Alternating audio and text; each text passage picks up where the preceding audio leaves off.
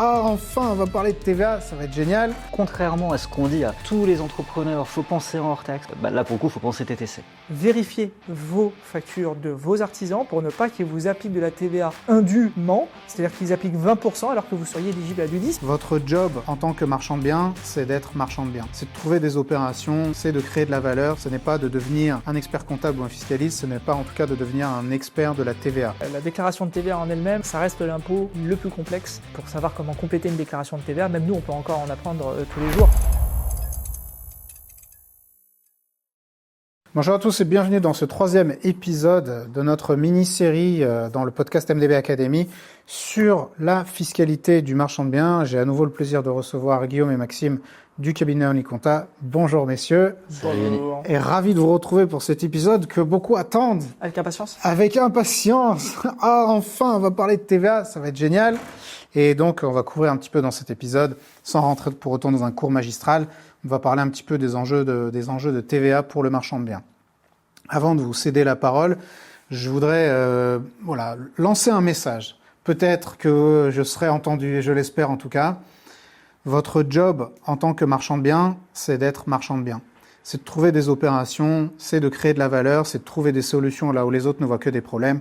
Ce n'est pas de devenir un expert comptable ou un fiscaliste, ce n'est pas en tout cas de devenir un expert de la TVA. Il y a quelques enjeux un peu, des grandes lignes et des enjeux un peu importants qu'il faut comprendre. On va les balayer dans cet épisode. Mais de grâce, si vous voulez lancer une activité de marchand de biens, ne vous laissez pas paralyser par des sujets de fiscalité. Faites-vous accompagner par des personnes qui sont compétentes là-dedans, mais vous ne pourrez jamais devenir et expert comptable, et notaire, et maître d'œuvre, et charpentier, et électricien. Donc à un moment donné, vous devrez vous entourer et faire confiance à des professionnels qui sont experts dans leur activité, mais ne cherchez pas à devenir expert fiscaliste. Cette petite introduction, Bonne intro.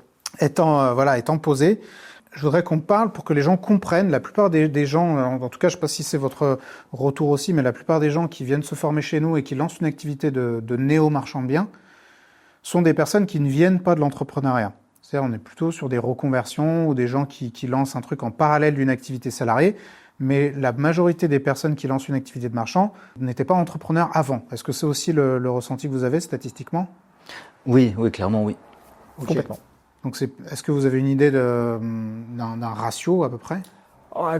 Si on veut vulgariser, je dirais qu'on a 2/3 voire 3/4 de personnes qui sont des salariés ou des personnes qui ont une activité en parallèle existante et qui découvrent un peu ce monde de l'entrepreneuriat. Ça a souvent été des révélations post-Covid où là on avait eu un amas effectivement de nouveaux créateurs marchands de biens qui avaient été très importants. Et on va dire que le reste, ce sont des créateurs, ou en tout cas des multi-entrepreneurs qui vont se diversifier sur de l'activité de marchand de biens parce qu'ils sont déjà soit artisans en parallèle, soit donc qui ont déjà leur propre expérience professionnelle et qui viennent la consolider avec une diversification sur du marchand de biens. Donc on va dire qu'on a un tiers qui sont sur cette activité-là et le reste va être principalement sur du primo-entrepreneur. Ok.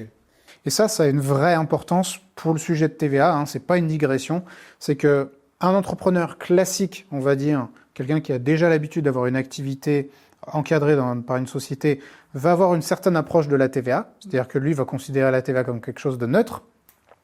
Un particulier, en revanche, lui, la TVA, il se la prend dans la vue et il se tait.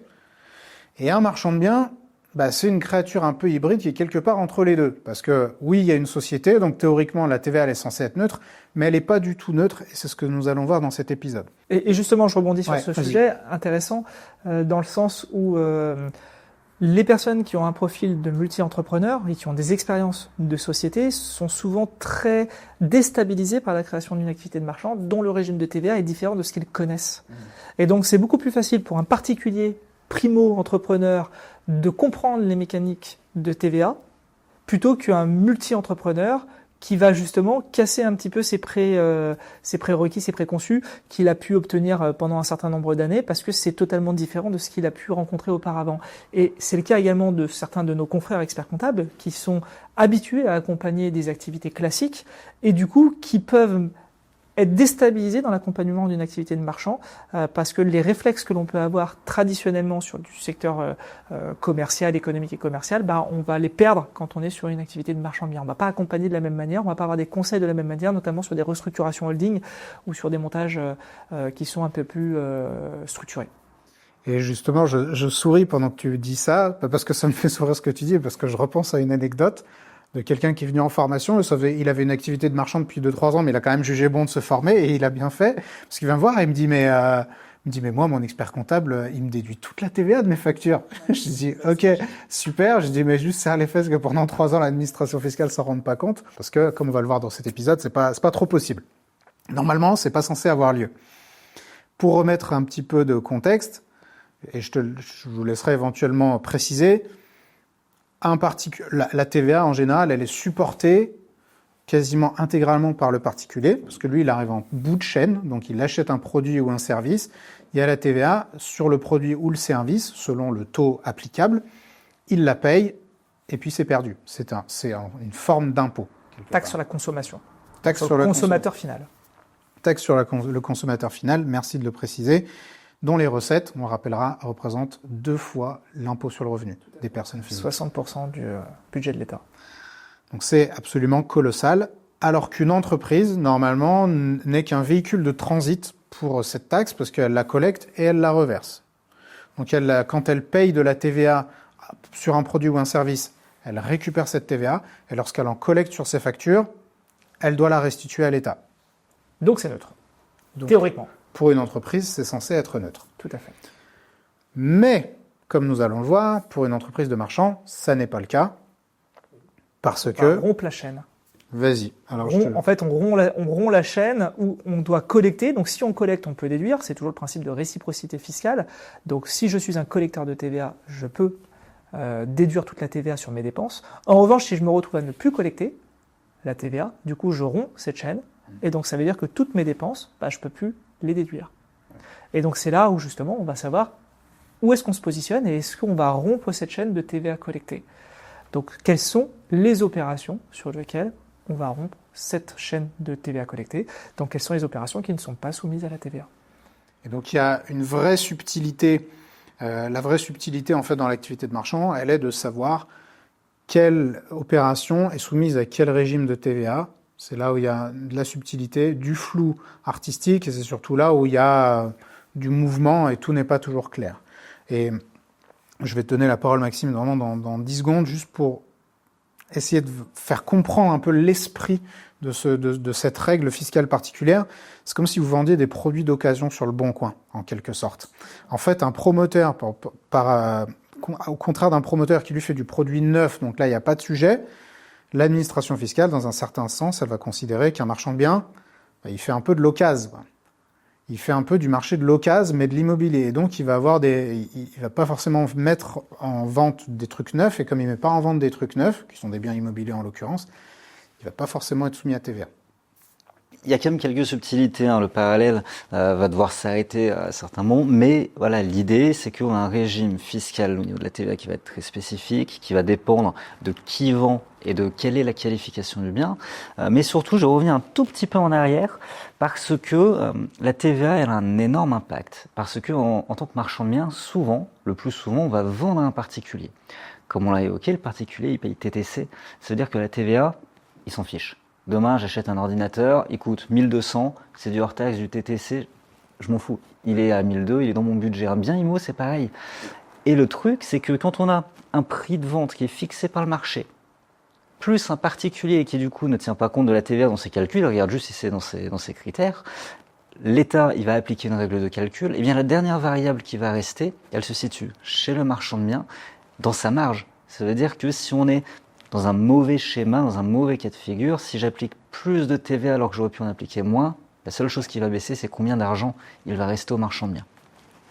Tout ça pour dire que c'est important de se situer au niveau de cette TVA pour à minima l'anticiper, au mieux l'optimiser. Il y a quelques éléments qui peuvent l'être, même si on a globalement des règles de calcul qui sont très strictes. Mais voilà, c'est important non pas de connaître tous les détails, mais au moins le plus gros, comme par exemple de savoir que quand j'achète à un particulier, j'ai jamais de TVA déductible. Quand je vends en tant que professionnel, eh bien c'est là que je vais regarder la qualification du bien et j'en ai globalement 3. C'est soit je suis sans TVA, par exemple du bien bâti, exonération de TVA, du bien bâti de l'ancien, plus de 5 ans. Je vais être en TVA prix total, 9 fois 6009 par exemple, et je vais être en TVA un peu hybride qu'on appelle TVA sur marge, qui doit remplir certaines conditions pour être appliqué, mais par exemple du terrain à bâtir, quand il remplit ces conditions, on va pouvoir appliquer une TVA sur la marge, c'est-à-dire non pas sur le prix total, mais sur ce que j'ai gagné sur l'OP. Et là-dessus, on va bien préciser tout de suite. Les gens, souvent, imaginent TVA sur marge, ils ont du mal à comprendre ce concept, ils l'imaginent comme un truc un peu punitif. Il faut comprendre qu'en fait, c'est un régime préférentiel. En fait, l'administration vous dit, au lieu de vous appliquer une TVA sur l'intégralité, on va être sympa et on va vous appliquer une TVA uniquement sur la marge.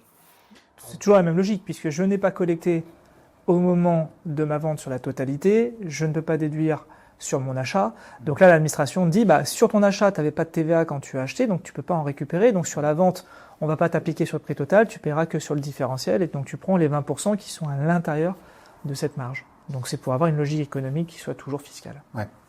Alors, juste pour la mettre de côté, parce qu'elle est assez circonscrite, on va dire, le régime de TVA sur marge obligatoire, où la TVA sur marge s'applique à minima, on va dire, ce sera le plancher, c'est sur la revente de terrain à bâtir. Je propose qu'on rentre pas trop dans les détails, parce que c'est quand même assez technique, pas super intéressant. Si vous voulez aller plus loin, voilà, n'hésitez pas à participer à une formation qui soit en présentiel ou en ligne, dans laquelle on rentre vraiment dans le détail du sujet du terrain à bâtir. Mais c'est vraiment le seul endroit où il y aura au moins de la TVA sur la marge. Il y a vraiment 2 régimes après qu'il faut prendre en considération. C'est le régime d'exonération qui est aussi un régime d'option à la TVA sur marge, mais là, le marchand en fait le choix. Et ensuite, il y a le régime dont a parlé Maxime, qui est le régime de TVA intégrale, une TVA qui s'applique sur le prix total. Le régime d'exonération, c'est le régime que le marchand va rencontrer le plus souvent. Exactement. Donc ça, c'est, on va dire, 90% des cas sur des marchands de biens. On achète dans de l'ancien, donc un bien qui a plus de 5 ans, d'accord, donc c'est forcément qualifié d'ancien, et sur lequel on va faire des rénovations qui sont dites légères. Donc des rénovations légères, c'est je vais refaire des travaux pour pouvoir rendre le bien un peu plus neuf. Alors un peu plus neuf, attention, le mot n'est pas forcément bien adapté, mais en tout cas un bien qui soit plus sexy, pour pouvoir en dégager une plus-value. Ça, effectivement, on est dans de l'ancien, on est dans de la rénovation légère, et donc on va pouvoir être exonéré de TVA avec la possibilité d'opter à la TVA sur marge, ce qui n'a strictement aucun intérêt, je dis toujours, aucun intérêt d'opter à la TVA sur marge dès lors qu'on dégage une marge positive. On ne va pas bêtement reverser de la TVA alors qu'on génère de la marge. Moi, le nombre de fois où j'ai eu des néo-marchands de biens qui sont arrivés et qui m'ont dit « Ah pour moi, il faut que j'opte à la TVA », non, strictement aucun intérêt. On n'opte jamais à la TVA sur marge si on peut éviter de payer de la TVA. Au contraire, ça serait de mettre une balle dans le pied. On opte à la TVA sur marge que si on fait une marge négative. Et là, on souhaite amoindrir sa perte en se faisant rembourser un petit peu de TVA collectée. Et c'est pour ça que là, il peut y avoir des abus. Il faut être très prudent sur la manière de le faire. Donc, faites-vous accompagner si vous êtes sur une marge négative. Parce que là encore, on n'est pas toujours d'accord sur la notion de marge négative. Et la marge fiscale et la marge économique, ce sont 2 choses totalement différentes. Il faut bien les séparer. Donc, dès lors que vous êtes sur une marge négative, vous vous invitez, ou en tout cas, vous pensez pouvoir récupérer du crédit TVA, attention, parce que là, il y a des warnings dans tous les sens pour l'administration fiscale, donc il faut être sûr et faites-vous bien accompagner par votre expert comptable. Donc dans les autres cas, parce que je vous souhaite de faire des marges bénéficiaires, ce qui est quand même le cas le plus fréquent, quand on est sur une marge bénéficiaire, il n'y a pas de TVA. Et donc là, on est dans le meilleur des mondes. Par contre, ce n'est valable tant qu'on n'est pas dans du neuf. Donc il faut éviter de tomber justement dans la catégorie où on va être dans des travaux lourds qui conduisent à remettre le bien à l'état neuf, c'est-à-dire dans un état qui est comme si on avait détruit et reconstruit le bien. Donc on est assimilé presque à de la promotion immobilière parce qu'on a fait des travaux de manière tellement significative que le bien il est rendu à l'état totalement neuf. Et pour reboucler sur le sujet des biens qui sont éligibles à l'exonération de TVA ou à la TVA sur marge optionnelle, c'est vraiment l'âge du bâti qui compte, parce que je le reprécise parce que j'ai vraiment le cas de figure là ces derniers jours où quelqu'un m'a envoyé un calcul de rentabilité qu'il a fait sur une opération. Il m'a dit ce lot-là par contre je serai en TVA intégrale. Je lui ai dit pourquoi tu seras en TVA intégrale? Il me dit parce que je fais un changement de destination, c'était avant un commerce ou je sais plus quoi, et je le transforme en habitation. Je dis mais c'est quoi le rapport? Un changement de destination, c'est une notion d'urbanisme. Donc en fait on change la destination d'un bien. Ça n'a aucune incidence sur la fiscalité. En fait, là, ce qui va compter, c'est l'âge du bâti. Et c'est pareil que vous preniez une grange pourrie ou un commerce ou un bureau et que vous le transformiez en habitation, le fait que vous en changiez la destination n'aura pas d'incidence sur la TVA. Donc ça, je voulais le repréciser. En fait, il y a une confusion dans l'esprit du marchand sur la notion de suivi juridique. Bien sûr, le suivi juridique, c'est simplement avoir la même qualification juridique du bien. Par exemple, j'achète une maison, je vends une maison, j'achète un terrain, je vends un terrain. Et la notion en soi de bâti ne dépend pas de cette notion de usage. Ouais. Donc la destination au sens urbanistique du terme n'a pas d'incidence sur ce suivi juridique, justement. Non. Je ne crée pas un logement neuf parce qu'il y avait avant pas de logement et maintenant il y a logement. Non, il faut simplement qu'il y ait un bâti avant, un bâti après. Exactement. Le suivi juridique, c'est vraiment passer d'un terrain à un bâtiment ou d'un bâtiment à un terrain. Dès lors qu'on passe de l'un à l'autre, TVA intégrale. C'est limite un suivi physique. Physique, ouais, on peut dire quasiment. Ça. Quasiment, en sachant que le suivi physique est une vraie définition fiscale, donc il faut faire attention, c'était demandé auparavant, ça ne l'est plus parce qu'ils se sont fait taper dessus suffisamment de fois, mais le suivi physique, c'était non seulement garder la même définition juridique, mais garder aussi les mêmes caractéristiques physiques. Par exemple, j'ai un très grand terrain, je le divise en 10, je vends 10 terrains, j'ai le suivi juridique, j'achète un terrain, je vends un terrain, mais je perds le suivi physique parce qu'ils sont tous 10 fois plus petits. Et donc à l'époque, c'était requalifié en TVA intégrale, plus maintenant. Maintenant, il n'y a que la notion de suivi juridique qui est maintenue par l'administration. Donc même si on a un terrain et qu'on le divise en 10 terrains, on aura toujours le même suivi juridique, même si on a perdu le suivi physique. Mais le suivi juridique nous permet de conserver le même régime de TVA sur marge et non de ne pas basculer sur une TVA intégrale. Vous avez parlé un petit peu de la remise à neuf, et ça aussi, c'est un truc sur lequel je reçois des questions du matin au soir. La remise à neuf qui peut potentiellement requalifier une opération de marchand en TVA sur la totalité du prix. Là aussi, alors si ça vous passionne, j'ai une vidéo de 15 ou 20 minutes sur YouTube pour aller vous faire plaisir et aller la regarder sur la requalification. Mais juste pour en toucher 2 mots, qu'est-ce qui peut nous mettre dans cette situation ? En fait, il ne faut pas avoir peur de ça. Déjà, ça correspond à très peu de cas. Et quand on tombe dedans, on est au courant qu'on tombe dedans. Parce qu'on a fait des travaux qui sont tellement d'une ampleur significative qu'on est amené effectivement à... on peut difficilement dire qu'on ne savait pas qu'on était dans de la reconstruction.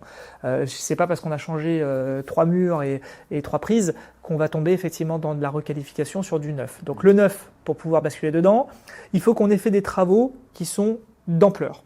Donc soit on a touché 50% des fondations, donc plus de 50% des fondations d'un bâtiment quand même, faut y aller. 50% des éléments qui sont hors fondation mais qui déterminent la résistance ou la rigidité de l'ouvrage. Donc là aussi, on est sur du structure, on est sur des choses qui sont assez importantes. On a aussi 50% des façades, de la structure des façades. On ne parle pas du revêtement de la façade, hein. On parle vraiment de la façade en elle-même. Donc lorsqu'on touche 50% d'une façade, on est vraiment en train de désosser le bien aussi pour pas faire un simple crépi. On est vraiment en train de faire des ouvertures ou de la création de façades.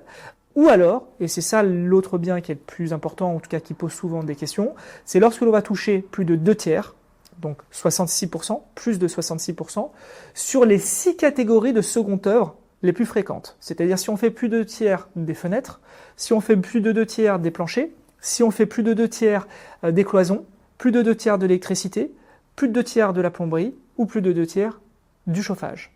Et cette condition doit s'apprécier cumulativement. C'est-à-dire qu'on doit dépasser les 2 tiers sur les 6 catégories cumulatives. Donc s'il y a une seule de ces 6 catégories qui n'est pas remplie à plus de 2 tiers, dans ce cas-là, on n'est pas qualifié dans du neuf. Donc si je suis à 2 tiers, 2 tiers, 2 tiers, 2 tiers, mais que sur l'une je suis à 50%, dans ce cas-là, on est bon. Donc en fait, dépasser les 2 tiers du second œuvre sur toutes les catégories, c'est quand même assez rare. Et là, on est vraiment parti d'une grange qui était en terre battue, qui n'avait pas d'électricité et qu'on est venu complètement habillé. Donc on sait qu'on est en train de faire une création d'un logement ou d'une habitation. Alors que si on est sur une ancienne habitation qui a déjà des murs porteurs, qui a déjà des fenêtres, des huisseries ou qui a déjà de la plomberie ou de l'électricité, même si on remet à jour le tableau, même si on est en train de retirer des canalisations, il y a toujours des choses qui sont existantes et qui nous permettent de baisser le ratio et donc d'éviter de tomber dans... parce qu'on va pas par exemple toucher les toilettes, donc on va pas tomber justement sur cette notion de neuf. Donc voilà, il faut quand même démystifier aussi cette notion de bien neuf avec les 6 catégories où tout le monde est traumatisé un petit peu par ça. Ouais. Non, c'est assez rare quand on est dedans, mais par contre, il faut éviter de tomber dedans. Oui, très clair. Donc là, on a balayé un peu les sujets des régimes de TVA par opération. Et la conclusion qu'il faut vraiment avoir en tête, c'est que la plupart de vos opérations seront exonérées, donc vous ne reverserez pas de TVA au fisc, à l'administration fiscale. En revanche, vous ne la récupérerez pas non plus sur les dépenses que vous allez réaliser.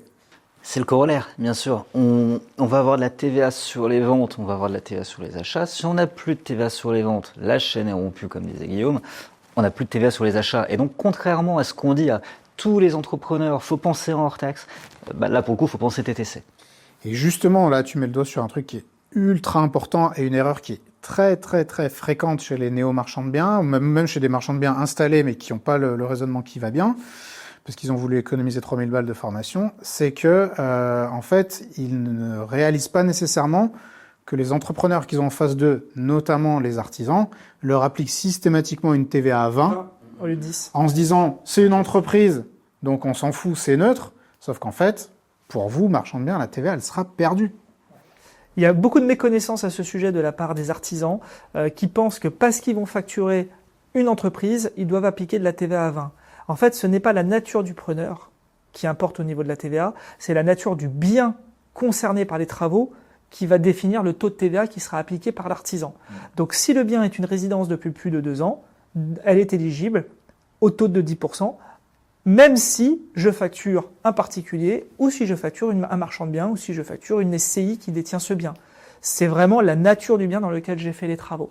Donc ça veut dire que vérifiez vos factures de vos artisans pour ne pas qu'ils vous appliquent de la TVA indûment, c'est-à-dire qu'ils appliquent 20% alors que vous seriez éligible à du 10 parce que c'est de la perte sèche sur vous, voire du 5,5 parfois si on est sur des travaux énergétiques, parce que en fait c'est de la perte sèche sur votre marge définitive. Ouais. Quasiment toute la TVA que vous allez verser, enfin une grosse partie de la TVA que vous allez verser à vos fournisseurs, que ce soit pour des produits ou des services, va être perdue. Donc il faut essayer d'en payer le moins possible. Parfois c'est pas possible, le comptable il va vous appliquer une TVA à 20% parce qu'il n'a pas le choix. Par contre l'artisan, voire même le concessionnaire, Enedis ou autre, peuvent vous appliquer une TVA à 10, voire une TVA à 5,5 si vous êtes sur des travaux de rénovation énergétique, et vous y êtes éligible. Donc là-dessus, il faut se battre, quoi. Je veux dire, il y a vraiment des ronds à aller économiser, donc il faut pas lâcher le morceau, quoi. Faut pas le lâcher, il faut bien vérifier effectivement les différentes factures des différents partenaires pour essayer d'aller récupérer tout ça. Après, il y a la notion de prorata de TVA qui existe en fin de compte, où là c'est une notion effectivement beaucoup plus technique qui fait l'objet d'une explication détaillée dans les différentes formations. Donc ça aussi, je vous invite à creuser ce sujet par la suite, parce que là c'est vraiment un point technique. Donc on pourra toujours, nous, en tant qu'experts comptables, récupérer un bout de la TVA si vous avez, au sein de l'exercice comptable, réalisé un peu d'activités qui ont été soumises à la TVA sur marge, comme par exemple une revente de terrain à bâtir. Ouais, parce que la question là qui se pose souvent, c'est ok, moi j'ai fait 1 ou 2 opérations, ou en tout cas j'ai eu 1 ou 2 lots qui étaient soumis à de la TVA sur marge, puis je sais pas, disons un lot à la TVA intégrale, mais 80% de mon chiffre n'était pas soumis à la TVA. Donc en fait, il y a une petite partie de mon chiffre qui est soumise à TVA, et une grosse partie qui n'est pas soumise à la TVA.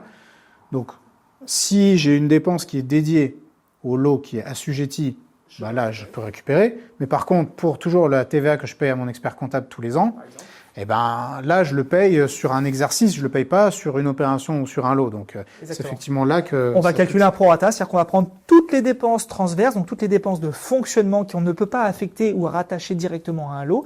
Et sur ces dépenses-là, on va calculer la TVA globale et on va appliquer le même prorata que le chiffre d'affaires qui a été soumis à la TVA ou non soumis à la TVA. Dans ton exemple, si j'ai 20% qui ont été soumis à la TVA et 80% non soumis, je pourrais donc récupérer que 20% de ma TVA globale sur tous mes frais de fonctionnement. Est-ce qu'il y a des points que vous voudriez ajouter sur le sujet de la TVA? Parce que là, on a parlé des régimes, du fonctionnement de la TVA, du sujet de la TVA qu'on récupère pas, du coefficient de déductibilité.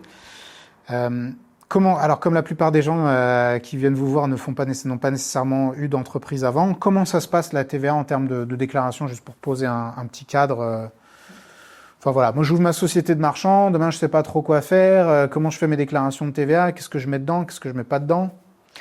La déclaration de TVA, donc en soi, il y a plusieurs régimes qui vont dépendre de la taille de la structure. Donc, je veux dire, pour commencer, on va prendre les régimes les plus simples qui permettent d'en faire un petit peu moins, donc le régime simplifié d'imposition. Maintenant, la vraie question, c'est surtout, en tant que marchand de biens, où est-ce que je place mon curseur, où est-ce que je décide d'être solo et de me débrouiller seul, et où est-ce que finalement je décide de déléguer tout ça. Et en soi, le choix de son prestataire en compta va aussi déterminer ça. Certains prestataires proposent de faire les TVA, d'autres non. Nous, par exemple, au sein du cabinet, c'est un impératif, c'est nous qui réalisons les déclarations. Et donc en soi, cette question, elle arrive assez rarement, parce que la réponse, elle est très rapide, c'est pas de souci, c'est nous qui faisons. Si jamais la personne décide de le faire par elle-même, eh bien, ça veut dire qu'il faut avoir un visu sur sa comptabilité, déclarer tous les achats qui ont été soumis, toutes les ventes qui ont été soumises, toutes les ventes qui n'ont pas été soumises, mais dans une caisse différente. Ça reste, voilà. Je déconseille vivement. La déclaration de TVA en elle-même, ça reste l'impôt le plus complexe de l'administration parce que c'est celui aussi qui rapporte le plus d'argent, mais à lui seul c'est une bible pour savoir comment compléter une déclaration de TVA. Même nous on peut encore en apprendre tous les jours parce qu'il y a une quantité de cases, il y a des feuillets supplémentaires qui viennent se rajouter avec des exceptions dans tous les sens. C'est quand même un gros morceau la TVA. Donc on apporte cette confiance et cette sérénité à tous nos clients en réalisant pour eux effectivement le déclaratif, mais il faut savoir que globalement, tous les trimestres, vous avez une échéance de TVA dans laquelle on va venir acquitter la TVA si vous êtes éligible à la TVA, mais dans l'activité de marchand, comme régulièrement vous ne collectez pas la TVA, la TVA est un non-sujet pour vous. Et d'ailleurs, donc moi je le recommande toujours, si vous vous lancez dans la rénovation d'un schéma électrique et que vous ne savez pas comment fonctionne un schéma électrique, ne le faites pas vous-même, vous allez foutre le feu à la baraque. Si vous ne savez pas comment fonctionne une déclaration de TVA, ne faites pas la déclaration de TVA vous-même. Il y a des gens dont c'est le métier. Le feu à la baraque aussi. Voilà, vous allez mettre le feu au compte bancaire. Donc vous êtes situé dans la région lyonnaise, mais pour les personnes qui voudraient se faire accompagner, qui sont à Lille ou à Strasbourg, je ne sais pas où, est-ce que vous avez la possibilité d'avoir cette couverture nationale ? Aucun problème sur plusieurs aspects, puisqu'effectivement, on a une approche qui est très dématérialisée de la comptabilité, donc on accompagne des clients dans toute la France, sur tout le territoire. Donc on a vraiment des outils qui ont été développés pour pouvoir piloter la comptabilité avec beaucoup de simplicité, avec une application sur le téléphone dans laquelle on va prendre en photo les justificatifs qui vont venir se loger dans l'application dédiée et qu'on va pouvoir lier au compte bancaire. Donc le collaborateur qui va être affecté derrière au suivi du dossier va pouvoir piloter la comptabilité et les déclarations de TVA de manière assez fluide et assez instantanée. Donc ça, effectivement, c'est une approche où on va gérer le client à distance depuis notre site lyonnais. Mais la nouveauté qu'on est en train de mettre en place pour 2026, c'est qu'on est en train d'ouvrir un réseau national d'experts comptables sous la marque OnlyConta. Et donc, on vise à avoir des implantations géographiques de proximité pour justement permettre aux clients qui souhaiteraient rejoindre l'aventure OnlyConta, de bénéficier, en plus des outils qu'on met à disposition, d'avoir une proximité avec un expert comptable qui n'est pas forcément sur Lyon, qui peut être effectivement à Paris, Marseille, Strasbourg, Lille. Voilà. Donc ça, c'est le projet qui est en train de se mettre en place et sur lequel nous communiquons en tout cas auprès de notre réseau et de notre clientèle. Donc si vous écoutez cet épisode et vous avez un expert comptable qui éventuellement est bon technicien, mais pas forcément bon entrepreneur et qu'il pourrait avoir bénéfice à rejoindre le réseau, n'hésitez pas à lui en parler justement si les gens veulent vous contacter. Alors nous, on vous met un lien en dessous des épisodes pour que vous puissiez bénéficier de frais de gestion qui sont réduits sur la première année. Si les gens veulent vous contacter directement, on leur conseille quoi via quel réseau ? Pour nous contacter, tout simplement sur le site internet, vous avez le numéro de téléphone du cabinet. Il suffit de nous appeler. Dans ce cas-là, vous aurez une personne qui vous aiguillera vers Maxime ou vers moi.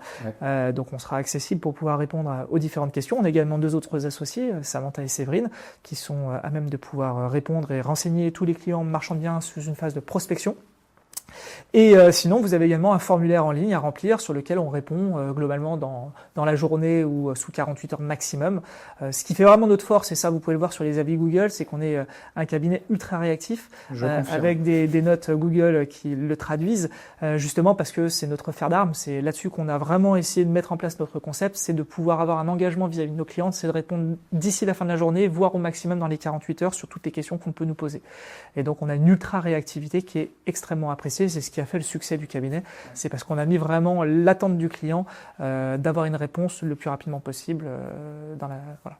L'instantanéité est très importante pour nous. Et je le confirme cette fois-ci en tant que client qui est une dizaine de sociétés gérées chez vous. Est-ce que sur le sujet de la TVA, vous voulez rajouter des choses, peut-être des erreurs qui sont un peu fréquentes ou je sais pas, des retours d'expérience ? Il y en a pas mal. La TVA, c'est toujours un sujet. On a se tromper dans la qualification du bien, se tromper dans le calcul de la marge. marge fiscale, marge économique, complètement différent.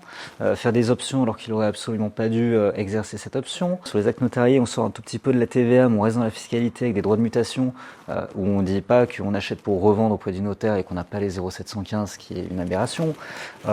Plus globalement, ça va être un peu bateau, mais il faut se dire que c'est une fiscalité qui est très complexe, qui est non seulement alimentée par des codes, des impôts, mais aussi par de la jurisprudence qui peut être changeante. Un conseil qui est juste aujourd'hui ne l'est peut-être pas demain. Et surtout, l'essentiel, c'est de connaître le plus gros, c'est de savoir où il y a des loups, de savoir où il faut se méfier. Et une fois qu'on a mis le doigt sur la chose où il faut se méfier, eh bien, on fait appel à quelqu'un qui va pouvoir vraiment pousser l'analyse. C'est pour ça que l'intérêt d'avoir une formation avant de se lancer en qualité de marchand de biens est essentiel pour nous. Avoir des marchands de biens qui se lancent sur ces activités-là, justement sans maîtriser les notions fiscales, sans être un professionnel, sans être un expert du sujet, mais savoir quand même qu'il y a des spécificités, il faut quand même les connaître, parce que derrière on peut passer à côté, et si le notaire, effectivement, on ne lui dit pas qu'il faut intégrer la clause sur l'option à la TVA sur un bien sur lequel on a une marge négative, lui il peut pas le deviner à votre place. Donc ça fait partie effectivement du métier du marchand de biens, d'avoir quand même ces notions fiscales, sans forcément, là encore, et c'est ce que tu avais précisé tout à l'heure en amont, en faire son métier. Ouais, très clair. Merci messieurs pour cet épisode qui était technique, mais on a essayé de le rendre un peu digeste. J'espère en tout cas qu'il vous a plu. N'hésitez pas à mettre un petit commentaire, payez votre like si vous avez trouvé cet épisode instructif ou à le partager aux personnes qui pourraient en bénéficier. Et dans le dernier épisode, on se rencontrera pour un dernier épisode où on parlera des questions-réponses, des erreurs les plus fréquentes et peut-être une ou deux anecdotes un petit peu croustillantes aussi sur l'activité de marchand de biens. Et je vous dis à la prochaine.